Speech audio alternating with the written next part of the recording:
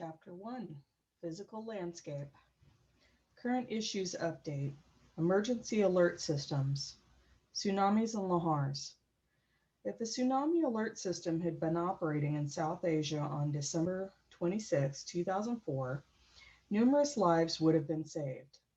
The Pacific Northwest is not in danger from tornadoes, hurricanes, typhoons, and cyclones. However, it does experience killer disasters such as ravaging forest fires, Tillamook, windstorms, Columbus Day, avalanches, Wellington, floods, Vanport, volcanic eruptions, Mount St. Helens, Lahars, Osceola, landslides, Snoqualmie, and earthquakes, Seattle 1949, Alaska 1964, Nisqually 2001.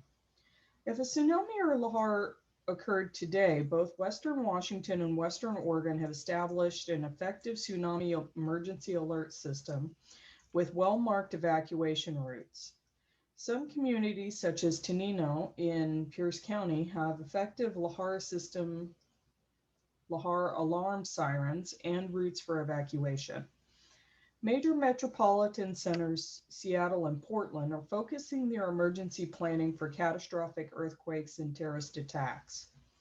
There are many ways to learn about potential dangers from personal observation, word of mouth, phone calls, emails, online emergency services, newspaper, radio, television, ham radio, sound alarms, sirens, and emergency alert systems. Be prepared for an emergency. Know what emergencies could threaten your area and heed the warnings.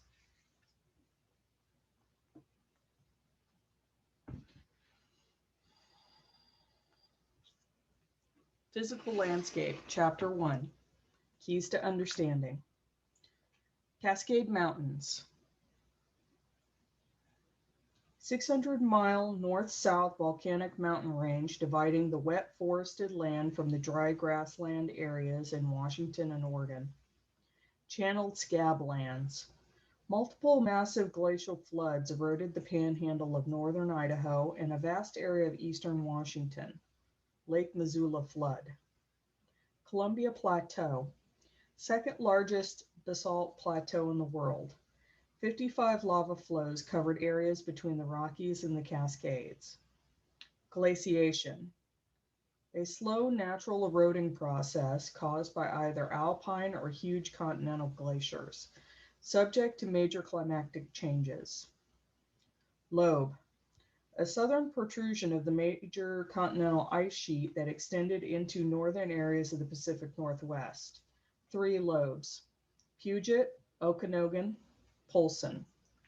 Mount St. Helens, youthful active Washington volcano, killed 57 people May 18, 1980. Subsequent minor eruptions and rumbling activities 2004 to 2006.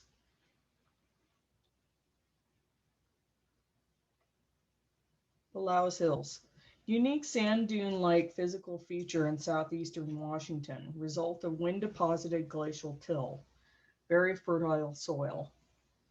Volcanic eruptions, a violent mountain building process normally constructing cone-shaped mountains. Three destructive events: Mount Mazama, Mount Rainier, and Mount St. Helens.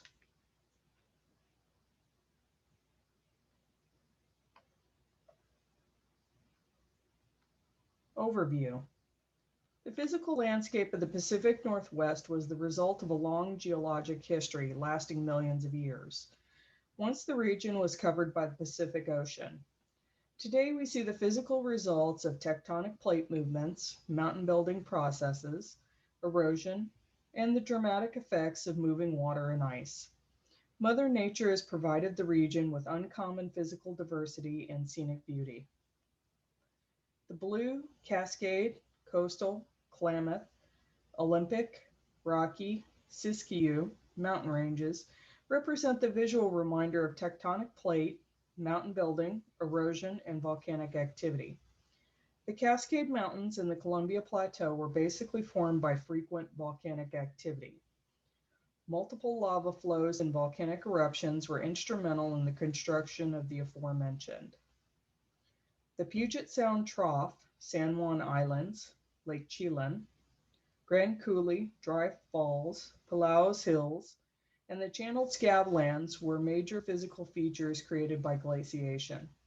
During the Pleistocene ice ages, huge continental and alpine glaciers left their marks upon the physical landscape of the Pacific Northwest. The erosional forces of wind, water, ice, and weathering still modify the region's physical environment each and every day.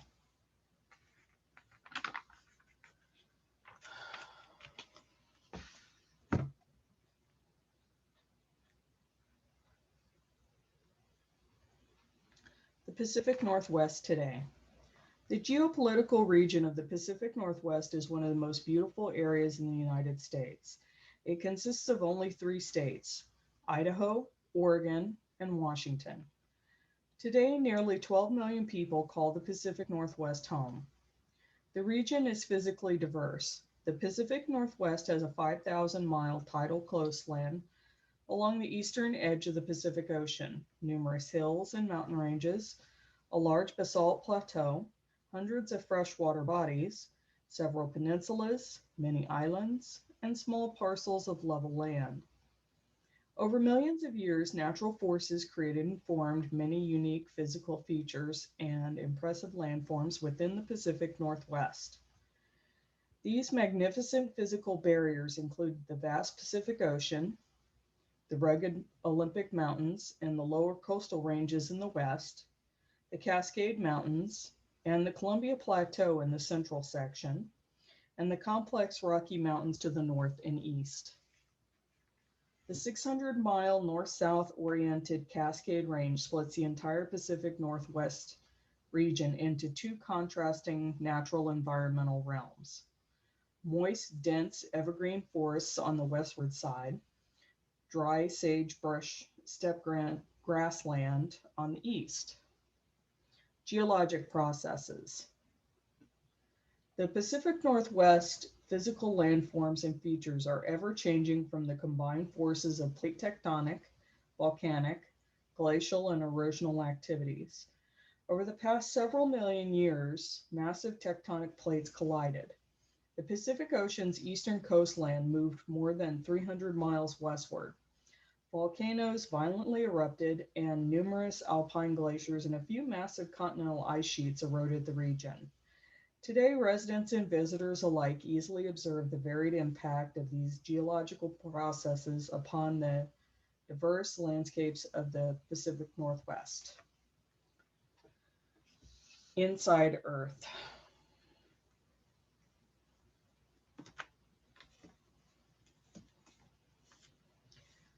The Earth is made up of 3 basic parts. The function of each part is to cool the internal temperature of Earth. The inner portion is the core, which serves as the furnace of the Earth. This furnace creates massive amounts of heat. The inner core is believed to be solid and mostly made up of nickel and iron. As Earth's weight presses down on them, nickel and iron release heat. The heat then moves to the next layer, the mantle.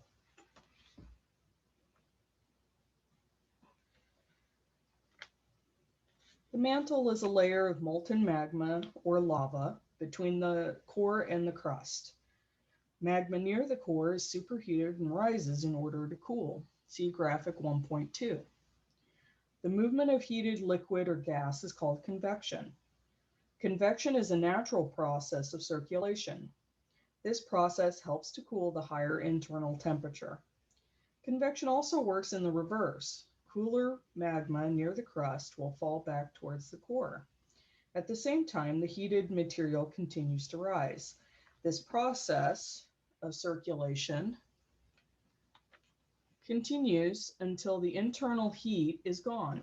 You can experience convection at home with a simple experiment. Place a pot of water on a heated stove. The burner will serve as the core, and the water in the cooking pot will act as the mantle. After a couple minutes, add a couple drops of food coloring to the water. Watch how the color moves in the heated water. This is the same process of circulation is what has been cooling the inside of the Earth for 5 billion years. The crust plates basically float atop the mantle's magma. Earth's crust is thin when compared to the mantle. The crust is also made up of light and brittle rock. The brittle rock of the crust is broken by the convection currents of the mantle. They crack into giant pieces called plates. The size of these plates can be as large as continents.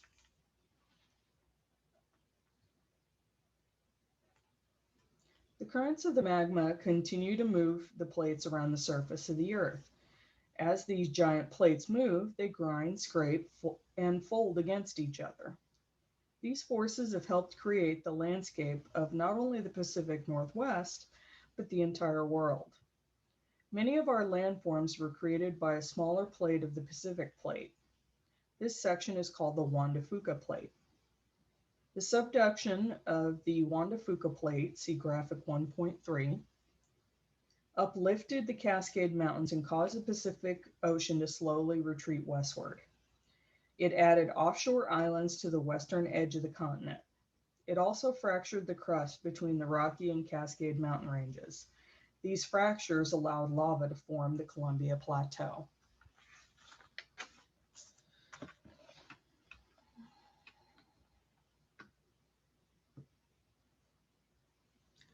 Geologic history.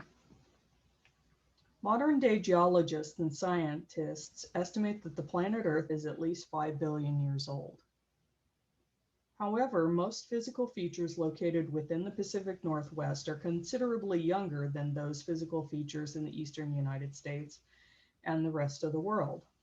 For instance, the channeled scablands, dry falls, Grand Coulee, Crater Lake, craters of the moon, and post-1980 Mount St. Helens have all been created in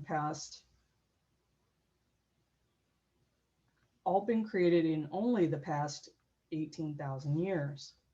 The Paleozoic, Mesozoic, and present Cenozoic geologic areas clearly impacted the physical construction of the majority of the major physical landforms and features.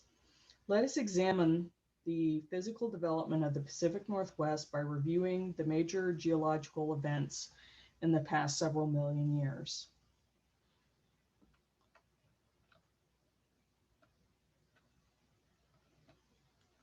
Prehistoric times. During prehistoric times, over 570 million years ago, the present physical environment of the Pacific Northwest did not exist. The Cascade Mountains, Olympic Mountains, and Columbia Plateau and Puget Sound had not been formed. Only a youthful mountain range called the Rockies existed along the eastern shore of the Pacific Ocean. At this time in geological history, most of the present-day United States was covered by ocean waters, Paleozoic era. Between 570 and 230 million years ago, the Rocky Mountains formed the western edge of the North American continent. The Pacific Ocean covered the present land area of the entire Pacific Northwest, except the western foothills of the Rockies. During the latter stages of this era, several important natural processes were dramatically altering the region's physical appearance. Erosion scarred the northern Rockies, providing silt that extended the landmass into the Pacific Ocean. Furthermore, the ocean floor was being uplifted and several new mountain ranges were being formed as a result of the converging Juan de Fuca and North American tectonic plates along the coastal region. Mesozoic era. Between 230 and 63 million years ago, the physical landforms of the Pacific Northwest experienced a geologic period of extensive mountain building. Mountains were formed by such processes as faulting, tilting, folding, and uplifting. The region was also the site of frequent and violent volcanic activity. During this era, the existing Rocky Mountains were soon joined by the newly formed Blue Mountains and Siskiyou Mountains. These mountain ranges were originally two offshore island groups named Shoshone and Siskiyou, respectively. Today, the Blue Mountains are located nearly 250 miles inland in northeastern Oregon and southeastern Washington. The Siskiyou Mountains are in southwestern Oregon and northwestern California. Until nearly 100 million years ago, those lands west of the Rockies were beneath the salt water of the Pacific Ocean. Can you imagine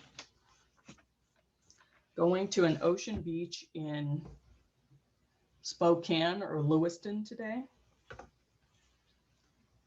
Today, the older Rockies, Blue Mountains, and Siskiyous are far more rounded than the much younger Cascade and Olympic Mountains.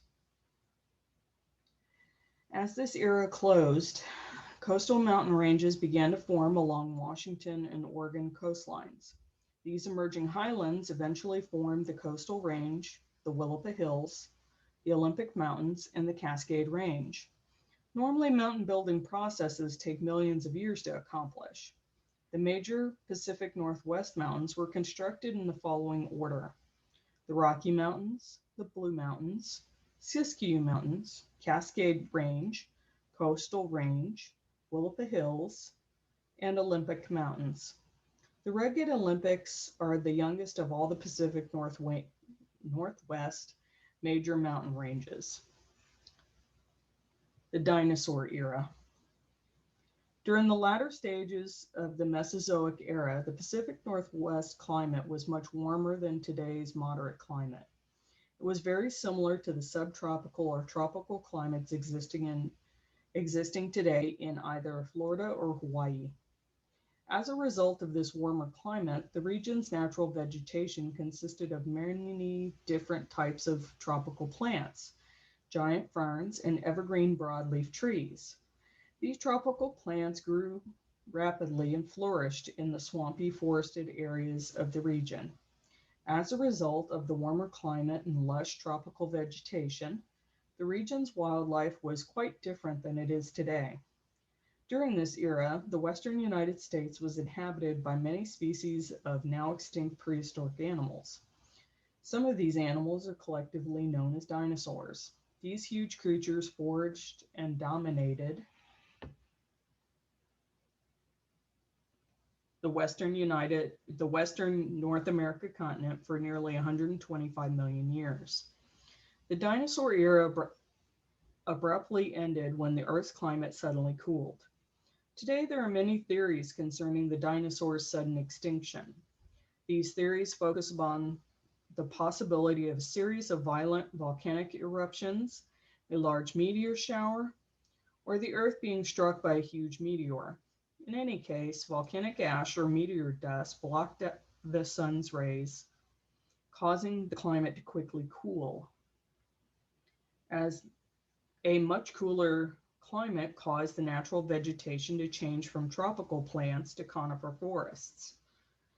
When the dinosaur's primary food supply was gone, the dinosaur became extinct. Cenozoic era. The Cenozoic era spans the past 63 million years. During this geological period, most of the Pacific Northwest's major physical features were formed. It continued to be a period of intense volcanic and glacial activity. The Columbia Plateau, Cascade Mountains, Coastal Range, Willapa Hills, Olympic Mountains, Puget Sound, San Juan Islands, Channeled Scablands, Palouse Hills were all formed during this era. Volcanic activity still occasionally occurs today. Especially active is Mount St. Helens, 1980 through 1986, and 2004 through 2006. During the past 100,000 years, the region's continental glaciers have advanced and receded as often as 5 or 6 times. The Columbia Plateau.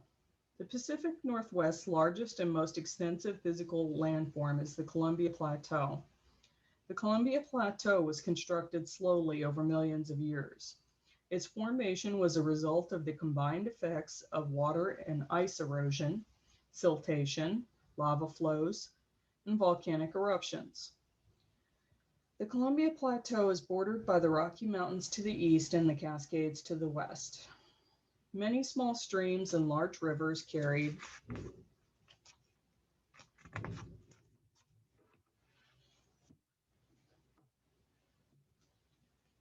Water and silt into the lowlands between the Rockies and Cascade Mountain ranges. Melting ice and snow plus rainfall caused water to flow downslope, thereby eroding the topsoil. Water suspended materials, or silt, were deposited in the lowlands. Although siltation is important, it played a smaller role in the construction of the Columbia Plateau than volcanic activity. The Columbia Plateau began forming about 17 million years ago. Molten lava flowed from fissures or cracks in the Earth's surface. The lava flowed across the landscape until it cooled, thereby forming basalt rock layers. The Columbia Plateau was formed by at least 55 basalt layers of cooled lava rock. Basalt provides the basic rock formation underlying the entire Columbia Plateau region. Basalt rock layers vary greatly in thickness. In some areas, the basalt may only be 6 feet thick, yet in other spots, the basalt may be 10,000 feet thick. Today, the Columbia Plateau is the second largest lava or basalt plateau in the world. Only the vast Deccan Plateau in southern India is larger. Cascade Mountains. Volcanic activity created more than the Columbia Plateau. During the past few million years, frequent volcanic eruptions occurred in the Cascade and Olympic Mountains. Volcanic eruptions caused the following: lava flows, mud flows or lahars, volcanic ash deposits, and the construction of several major volcanic cones. Volcanic activity has always been more prevalent in the Cascade Mountains than in the younger Olympic Mountains. About 3 million years ago, the mountain building processes were extremely active in the Cascade Mountains. Cascades were also constructed as a result of many years of volcanic eruptions, lava flows, and mud flows combined with the processes of uplifting, tilting, folding, and faulting. The Cascade Range stretches 600 miles from southern British Columbia to northern California. This long, narrow mountain range averages 6,000 to 8,000 feet in elevation. About 500,000 years ago, several major volcanic cones were constructed in the Cascades.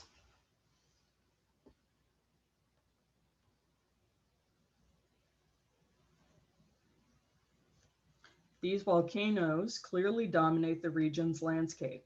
These pristine capped volcanoes include Mount Baker, Glacier Peak, Mount Rainier, Mount St. Helens, Mount Adams, Mount Hood, Mount Jefferson, Mount McLaughlin, Mount Shaston, and Lassen Park. Generally, these volcanoes range from 9,000 to more than 14,000 feet above sea level. Violent eruptions.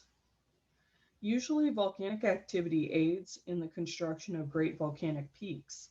However, some of these eruptions have been very destructive. During the region's geologic past, particularly violent eruptions destroyed some peaks, blew the tops off others, or gutted certain volcanoes. These major eruptions spewed millions of tons of volcanic rock and ash over the surrounding countryside. During the past several thousand years, there have been 3 particularly violent volcanic eruptions. These violent eruptions involved Mount Rainier, Mount Mazama, and Mount St. Helens. The eruption of Mount Rainier blew 3,000 to 4,000 feet from the top of this majestic 14,411-foot volcano. The second major eruption occurred 7,700 to 6,800 years ago when Mount Mazama not only blew away 3,000 to 4,000 feet of its top, but gutted itself, leaving one of nature's most beautiful water bodies, Crater Lake, Oregon. The most recent violent eruption occurred on May 18, 1980, when Mount St. Helens erupted. This massive lateral eruption caused more than 57 human deaths, millions of dollars in damage, and widespread destruction of both life, wildlife, and the landscape. Olympic Mountains. The Olympic Mountains emerged during the present Cenozoic era. Originally, they were rugged offshore islands separate from the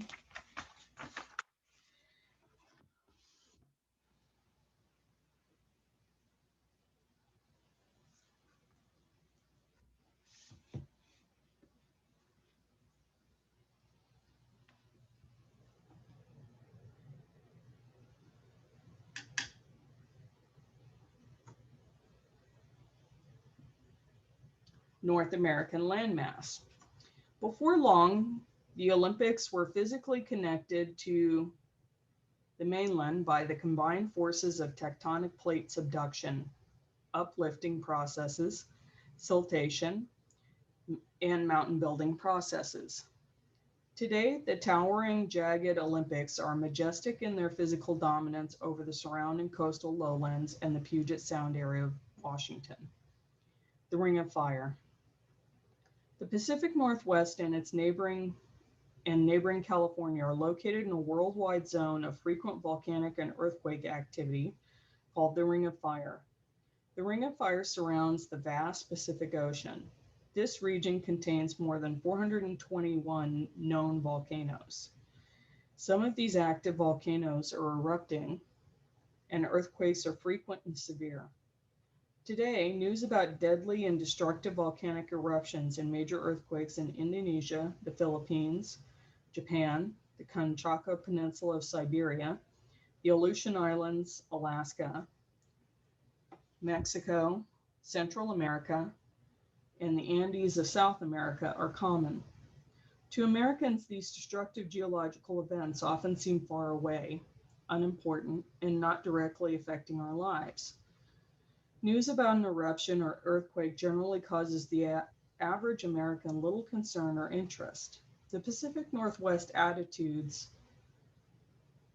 residents' attitude dramatically changed during the spring of 1980. 19th and 20th century eruptions. Without a doubt, during the past 14,000 years, Native Americans of the Pacific Northwest witnessed the eruptions of major cascade volcanoes.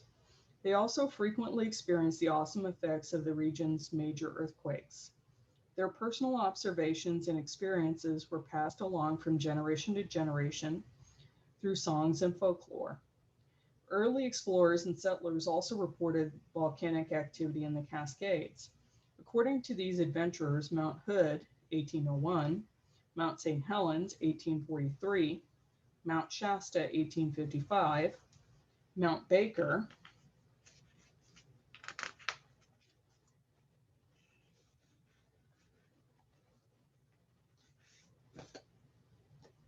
1870, Mount Rainier, 1882, experienced volcanic activity. Even though Indian folklore and stories told of past violent eruptions, settlers suggested by their observations that the region's volcanic activity was mild, not violent. For most of the 20th century, many believed that the major volcanoes, Rainier, Adams, St. Helens, Hood, Shasta, Baker, etc., were either semi-dormant or actually dormant. Lassen Peak, 1914 to 1921, the southern anchor of the Cascades in Northern California, provided a visual reminder of our geologic past during a series of minor eruptions. Later in the 1950s and 60s, volcano experts using sophisticated and sensitive instruments predicted that either Mount Baker, Mount Rainier, Mount Hood, or Mount St. Helens would erupt in the very near future. In addition, these scientists use computer analysis to project and describe the possible effects. These studies warned of the possible loss of lives, the massive destruction of property, as well as the potential changes and alterations to adjacent landforms, physical features, and the environment. After 100 years of geologic calm, warnings were mostly ignored. People thought those somewhat interested, paid little attention to the warnings, research studies, and computer projections. To most people, these volcanic mountains were slumbering giants. The snow-capped pristine beauty was admired but not feared by millions of annual tourists or the region's residents. These Cascade volcanoes were major tourist attractions, popular recreational areas, and a source of employment for many others. This indifference in the era of tranquil beauty was shattered by the spectacular reawakening of the Pacific Northwest's youngest volcano, Mount St. Helens. Mount St. Helens is approximately 37,000 years old. It is a stratocomposite volcano located in southwestern Washington, only 45 miles north of Portland, Oregon. Of all the world's volcanoes, Mount St. Helens and Mount Fuji have been compared in overall appearance and natural beauty. Both were perfect cone-shaped volcanoes with little scarring of their face by surface erosions. Although Mount St. Helens gives the impression of gentle beauty, its violent past belied its peaceful and serene appearance. Before the May 18th, 1980 eruption, the visual portion of the 9,677-foot Mount St. Helens was only about 1,000 years old. The cinder cone did not even exist when Christopher Columbus landed in the New World more than 500 years ago. The cinder cone formed about 450 years ago. Geologists believe that Mount St. Helens has had at least 14 lava eruptions, averaging an eruption cycle of 100 years. Several early Oregon pioneers observed and noted an eruption of Mount St. Helens in November of 1843, the Love Triangle. The Pacific Northwest Indians are longtime observers of the entire violent history of Mount St. Helens. The Indians passed along an oral history of Mount St. Helens. The Indians speak of two mountains, Wyeast, Mount Hood, and Klickitat, Mount Adams. These two are seen as competing lovers for the attention and affection of Loo-Wit, Mount St. Helens. The Indians describe how this black, ugly witch or squat, flat cinder dome, Loo-Wit, the Lady of Fire, turns into a beautiful maiden. In her new pristine beauty, she commands the personal attentions of both Wyeast, Mount Hood, and Klickitat, Mount Adams, the Awakening. For over 37 years, Mount St. Helens remained quiet and satisfied. However, at 3:47 p.m. on March 20th, 1980, an earthquake, 4.1 on the Richter scale, awakened this beautiful mountain from her deep sleep. During the next several weeks, earthquakes and puffs of steam announced the slow awakening of one of the world's most beautiful volcanoes. The first ash eruption occurred March 27th. By the month of May, vents appeared and there had been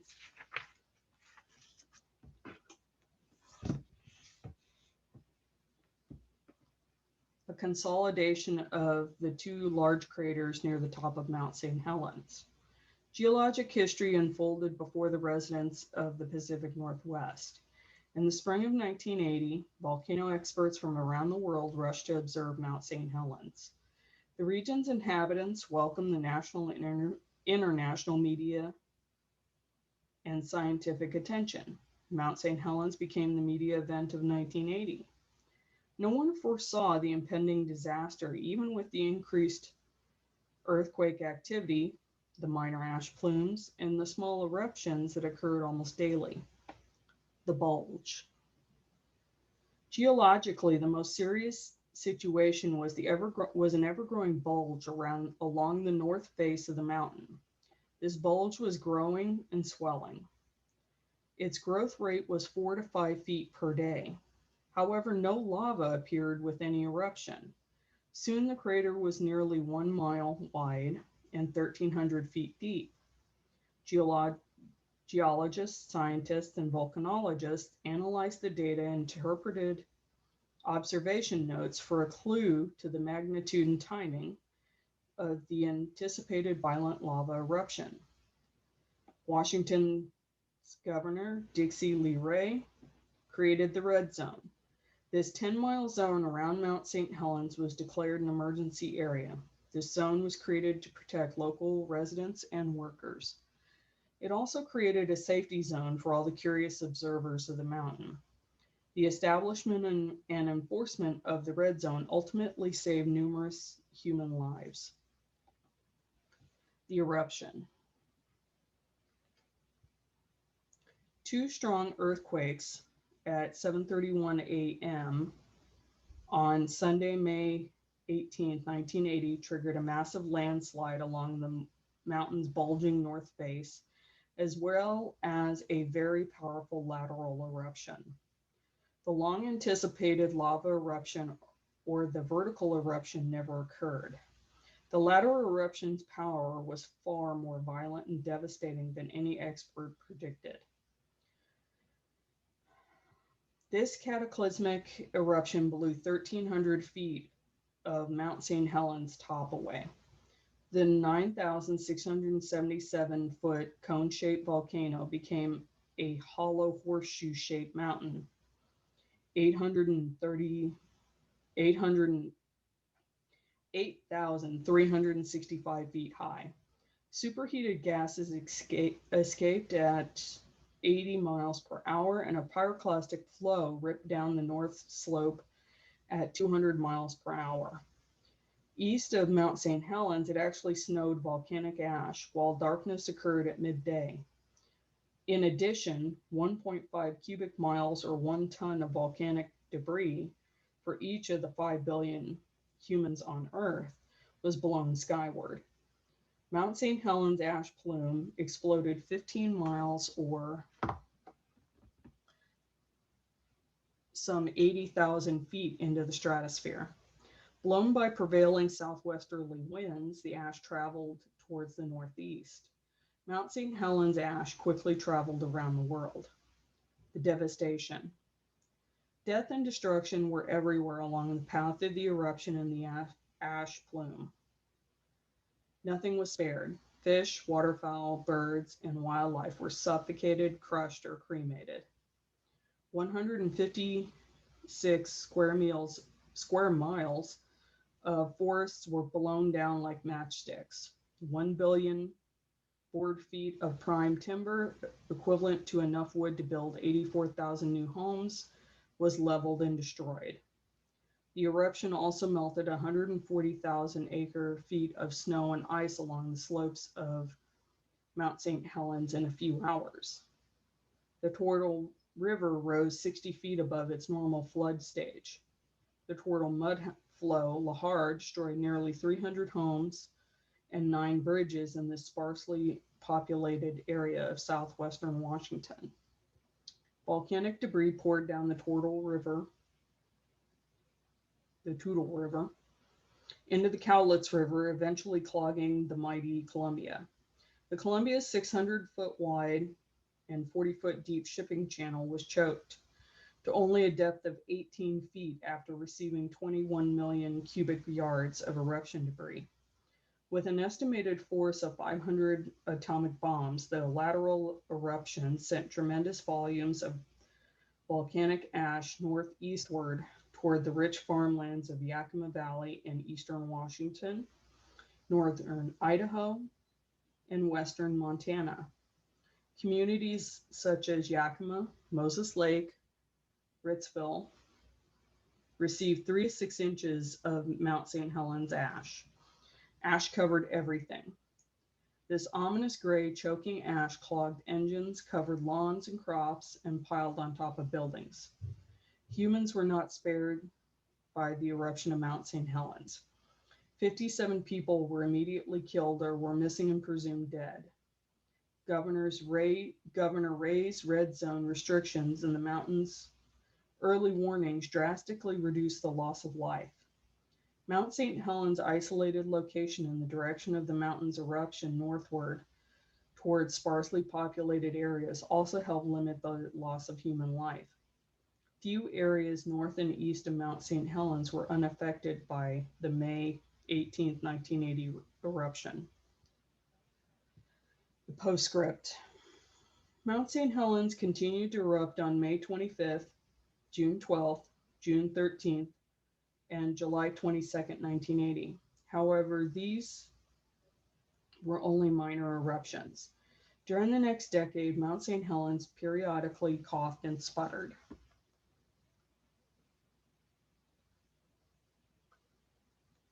But none of these volcanic episodes approached the life threatening magnitude of the May 18th, 1980 disaster.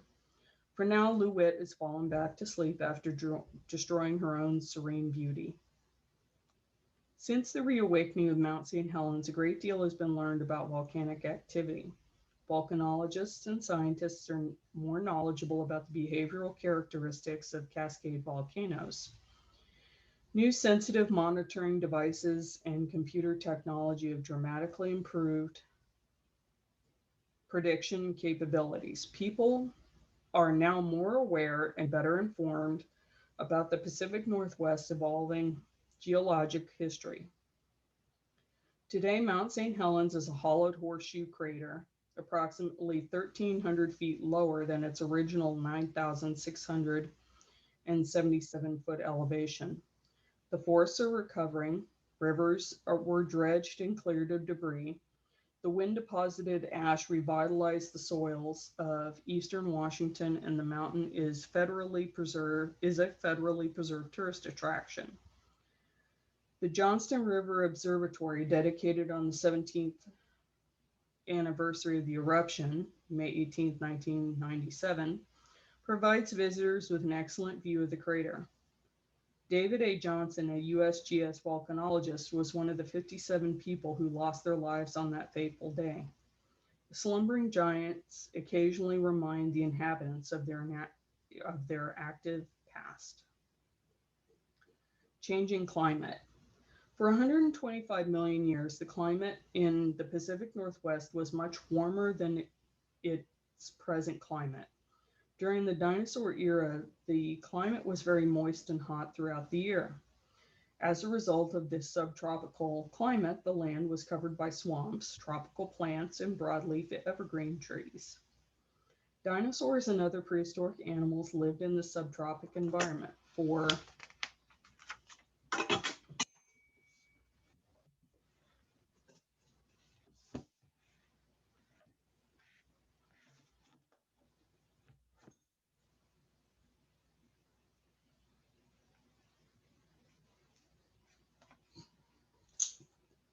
unknown reasons. The climate cooled suddenly, resulting in major changes in the Pacific Northwest climate, vegetation, wildlife, and the region's physical landforms.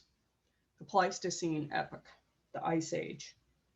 About 1 million years ago, the northern hemisphere's climate dramatically cooled. This cooling trend brought on the Pleistocene Ice Age, which lasted until about 10,000 years ago. With the cooling temperatures, rain became snow. Snow fell throughout the year, thus snow and ice accumulated. The northern polar ice cap moved southward towards the northern areas of the United States. These huge ice sheets moving ice and snow were called continental ice sheets or glaciers. During the colder climate periods, these continental glaciers advanced southward. They moved into the northern areas of the United States. When warmer climatic periods occurred, the ice sheet receded northward into Canada as ice and snow melted.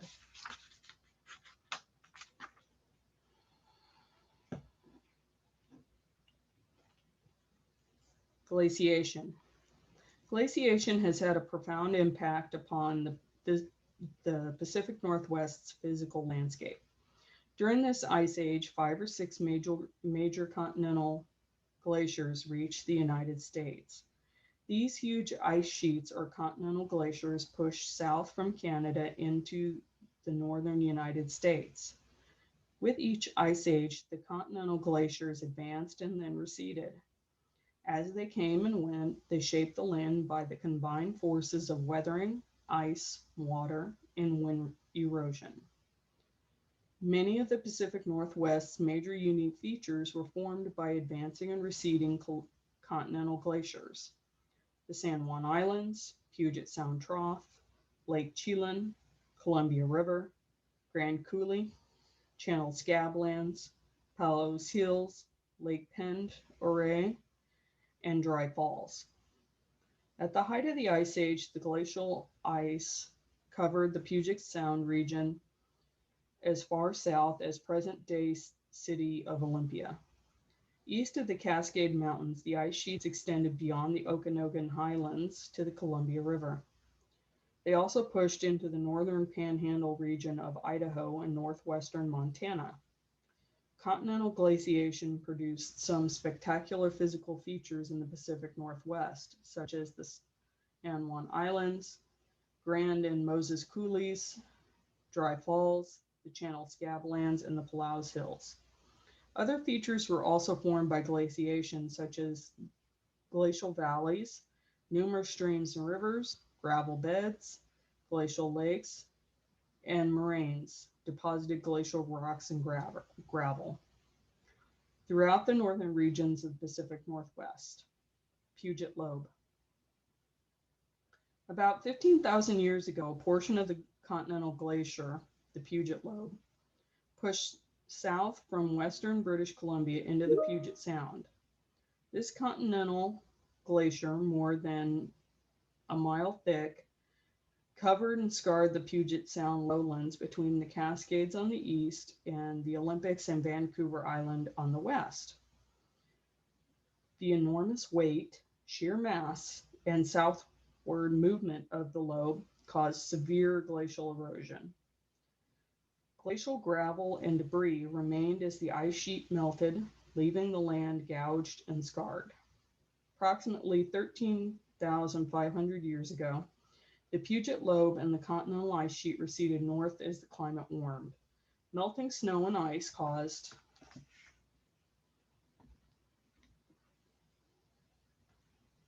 additional water runoff. This runoff caused the level of the Pacific Ocean to rise, thereby flooding the recently carved Puget Sound Trough.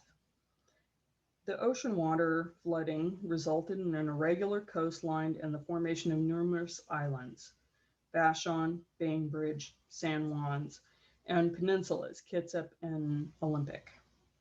The Okanogan Lobe. Even the mighty Columbia River was dammed by a large ice mass called the Okanogan Lobe. The Okanogan Lobe blocked the regular flow of the Columbia River at the present site of the Grand Coulee Dam. The resulting glacial Lake Columbia filled the deep river valley and soon overflowed towards the south. The waters of the dammed Columbia River spilled southward. The massive glacial floodwaters gouged and eroded the existing physical landscape. Eventually, the Columbia returned to its normal course after the Okanogan Lobe withdrew northward. The erosion floodwaters of the Columbia River form the Grand Coulee, Banks Lake, Steamboat Rock, Dry Falls, and Moses Coulee. Dry Falls was likely the largest waterfall or cataract ever to exist on Earth. The waterfall was formed by tremendous erosive powers of the flooding Columbia River. The Dry Falls is about 4 miles wide and more than 400 feet high. Its water volume flow has been estimated to be 40 to 50 times greater than the famous Niagara Falls of New York. Polson Lobe. The third ice lobe that created a major impact upon the physical landscape of the Pacific Northwest was the Polson Lobe. The Polson Lobe moved south into northern Idaho and northwestern Montana, thereby blocking the Clark Fork River near Lake Pend Oreille. The Polson Lobe resulted in the formation of a large glacial lake called Lake Missoula.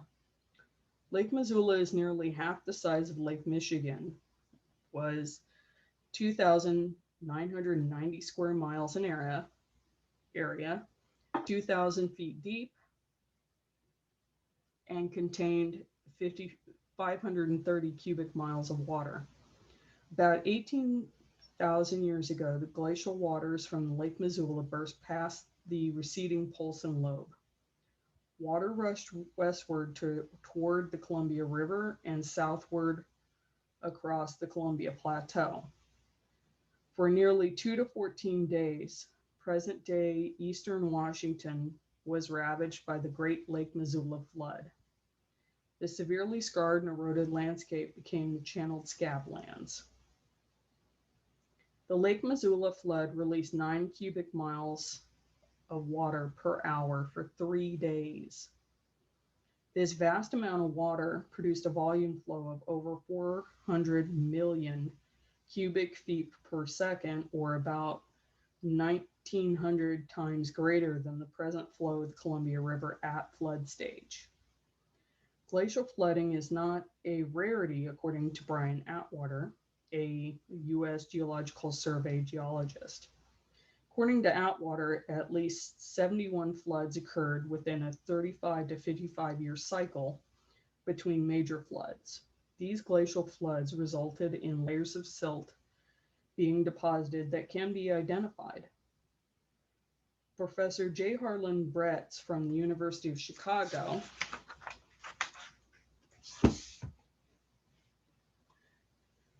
initiated the theory that the Lake Missoula flood formed the unique channeled scablands of eastern Washington, the Palouse Hills. The destructive forces of glaciation usually formed U-shaped glacial valleys, stream beds, and glacial lakes. Sometimes glacial features developed from glacial deposits left by glacial flooding or from receding glaciers. The Palouse Hills of southeastern Washington and western Idaho are such an example. The combined processes of continental glaciation and wind erosion during the last ice age eventually formed the Palouse Hills. Massive continental glaciers eroded the northern lands. The converging north-northwest and southwesterly winds carried the glacial till, tiny bits of ground rock, toward the southeastern corner of the Columbia Basin. As the wind-blown glacial till approached the Rockies and Blue Mountains, the wind decreased, thus depositing the glacial till. Once the suspended particles were deposited, they became soils made up of loess. Loessial soils comprise the extremely fertile Palouse Hills. The soils of the Palouse area are very productive for such dry land crops such as wheat, barley, and green peas. Soils comprised of loess are very rare.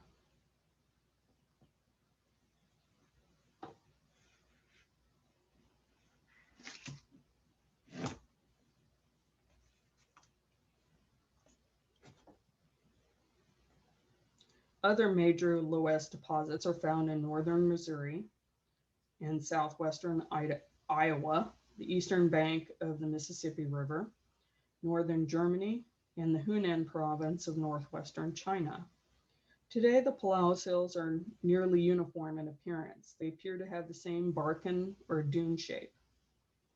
The southern side gently slopes, while the northeastern side is generally very steep and concave. The hills are nearly the same elevation above sea level, 1,700 to 2,500 feet. The Palouse region is a world-class farming area. Palouse farmers combine their farming experience and agrarian talents with advanced technology, modern mechanization, and the naturally deep, fertile topsoil to produce astounding yields of wheat, barley, oats, and other crops. Alpine glaciation. Continental glaciation ended in the Pacific Northwest with the warming of the region's climate about 10,000 years ago. The polar ice cap is presently located in the Arctic regions of the Northern Hemisphere. The region still has many alpine glaciers.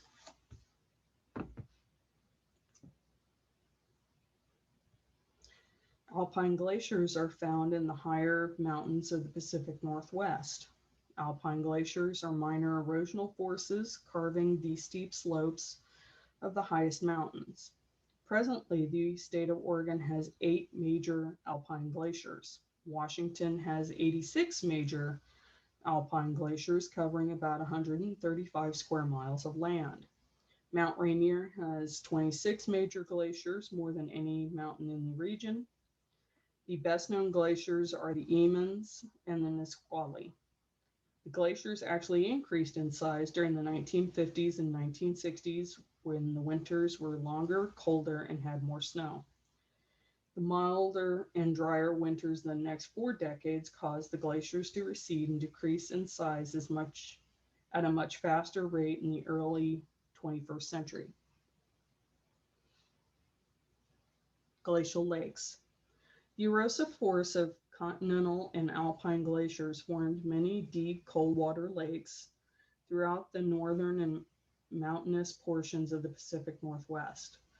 Lake Pend Oreille, Lake Coeur d'Alene, Lake Chelan, Lake Sammamish, Lake Washington, and Lake Crescent are only a few of the many glacial lakes that exist today. There are hundreds of much smaller alpine lakes dotting the mountainous landscape of the Pacific Northwest. These glacial lakes are popular recreation areas and tourist attractions.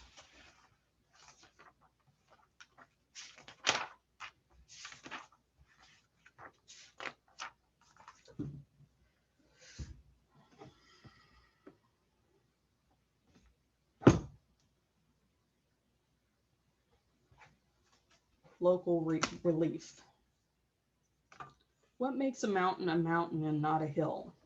Why is it some flat land a plateau and not a plain? Geographers use a term called local relief to help classify landforms. Local relief is the difference between high and low points in an area. Using a local relief, geographers can say with some confidence that a hill is a hill and not a mountain. We can use an example to further explain. For this example, we will use the city of Wenatchee.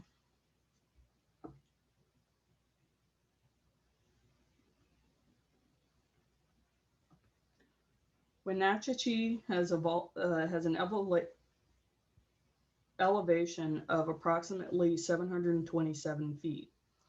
Mission Ridge, a nearby landform, is 6,249 feet higher than the city. The local relief is measured by the difference in height between the lowest point and the highest point of the area. Of the 5 different landforms we have discussed, which category do you think Mission Ridge fits in to?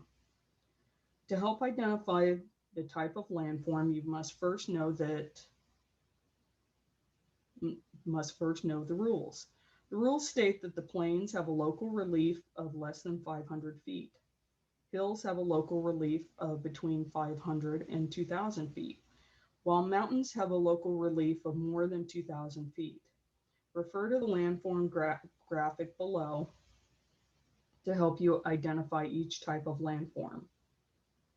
Geographers use more rules to help determine other types of landforms, such as plains and plateaus.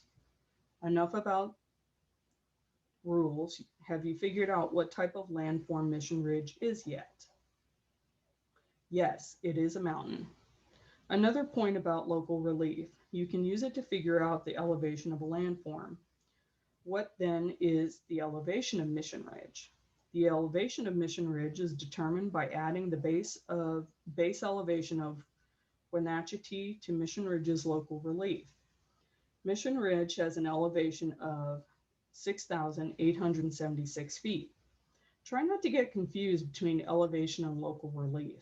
Geographers use both quite differently. Geographers use local relief, not elevation, to determine the type of landform. If geographers used elevation to determine the type of landform, then Denver, Colorado, with an elevation of 5,280 feet, would be located atop a mountain. If you've ever been to the city of Denver, you would see that it is located on a flat plain. Denver is definitely not located on the top of a mountain. Elevation, on the other hand, describes how tall a landform is in relation to a fixed point on Earth. Geographers adopted the mean sea level as the fixed point for determining the elevation of a landform. Now you can use your knowledge of local relief to identify a mountain from a hill and so on. And here is the graphic.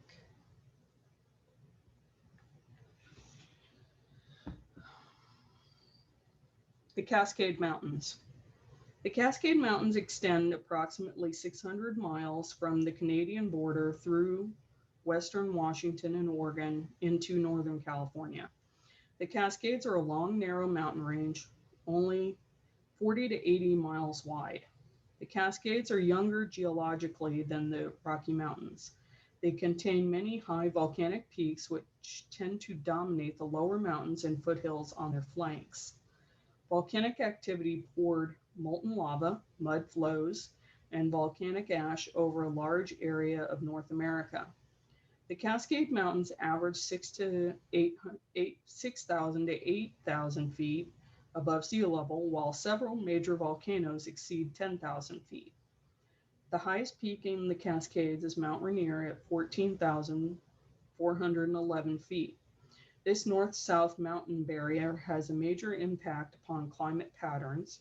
The west is wet, the east is dry, and vegetation will cover. The west is forested, the east is sparsely vegetated.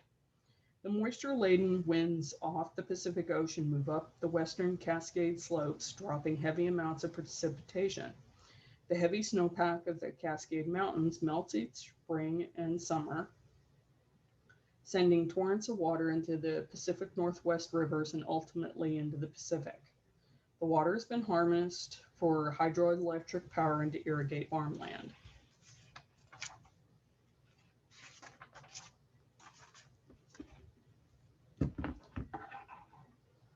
Mount Rainier, a deadly giant. Mount Rainier is the highest mountain in the 600-mile-long Cascade Range. It's located about 55 miles southeast of Seattle, Washington. Once Mount Rainier was at least 17,000 feet above sea level. Over time, a series of violent eruptions destroyed the top 3,000 feet of the mountain. Now Mount Rainier is an old volcano, 14,411 feet above sea level. While Mount Rainier's major eruptions were several thousand years ago, there were 14 reports of volcanic activity in the 19th century. Sometime between 1820 and 1854, Mount Rainier deposited volcanic ash around the region. About 5,700 years ago, the Osceola mudflow from Mount Rainier traveled almost to present-day Auburn, Washington, covering everything in its path with 70 feet of mud and debris. In 1948, a smaller mudflow roared down from Kautz Glacier. Mudflows and volcanic activity are still possible today with Mount Rainier. This volcano has 26 active but receding glaciers covering 39 square miles of the mountain. The largest, Ammons Glacier, is also the largest alpine glacier in the 48 states, measuring over 5 miles long and 1 mile wide. A violent eruption of Mount Rainier today would cause tremendous damage to the heavily populated areas of the Puget Sound lowlands, north and west of the peak. A Mount St. Helens-like eruption could kill thousands of people and devastate the region. With 150 billion cubic feet of snow and ice, 300 times that of Mount St. Helens, an eruption of Mount Rainier would cause significant rapid melt, severe mud flows, and catastrophic flooding. Damages could be in the billions of dollars in the Puget Sound area.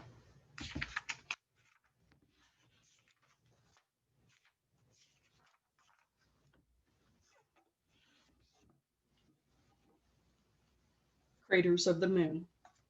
Craters of the Moon Monument is one of the most unique areas in the United States. This 80 square mile region is an excellent example of recent volcanic activity. Along a 12-mile fault, there are 19 cinder cones ranging from 200 to 800 feet high. Recent venting of lava and the residue of small volcanic eruptions make this area similar to the moon's surface. Apollo astronauts trained there in the 1960s for the moon missions. Although the craters of the moon physical features appear recent, they are 450 to 1500 years old. This natural wonder is located on the northern edge of the Snake River Plain in central Idaho.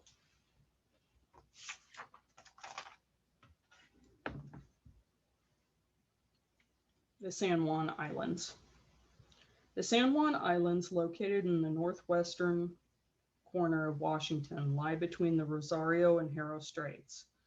Vancouver Island is separated from the mainland by these straits. The San Juans are 178 small islands. Approximately 80% of the total land area is contained by Orcas, San Juan, and Lopez Islands. During the Pleistocene epoch, the Puget Lobe covered these hard rock islands with ice. The ice, at times a mile thick, gorged and eroded the islands until about 13,500 years ago. The results were channels, glacial remains, and the scoring of landforms.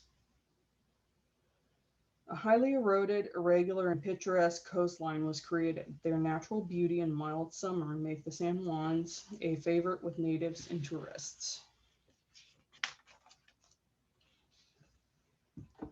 Dry Falls. Between 15,000 and 18,000 years ago, the Columbia River's main channel was blocked by the Okanogan lobe of the continental ice sheet, forming an ice dam. Columbia Lake formed behind the dam. Eventually, the lake level rose high enough to flood over the northern rim of the Waterville Plateau. The river poured across the plateau, eroding the earth and forming the Grand Coulee. The Grand Coulee has two segments, each oriented north-south. The upper coulee is about 4 miles wide and 20 miles long. The lower coulee is 7 miles long and about 1 mile wide. The coulee walls range from 200 to 500 feet in height. The rock between the upper and lower coulee was very hard basalt. The floodwaters poured over these basalt cliffs, forming the Dry Falls. During the Ice Age, the Dry Falls was probably the largest waterfall in the world. The Columbia River plummeted 400 feet into the lower coulee. The falls were more than 4 miles wide and 40 to 50 times bigger than Niagara Falls. When the ice receded, the Columbia River returned to its previous and present course. Eventually, the Grand Coulee became a dry riverbed. Today, water is pumped into the coulee from the Franklin D. Roosevelt Lake, located behind the Grand Coulee Dam. It irrigates nearly 1 million acres of fertile farmland in the Columbia Basin. And that is it.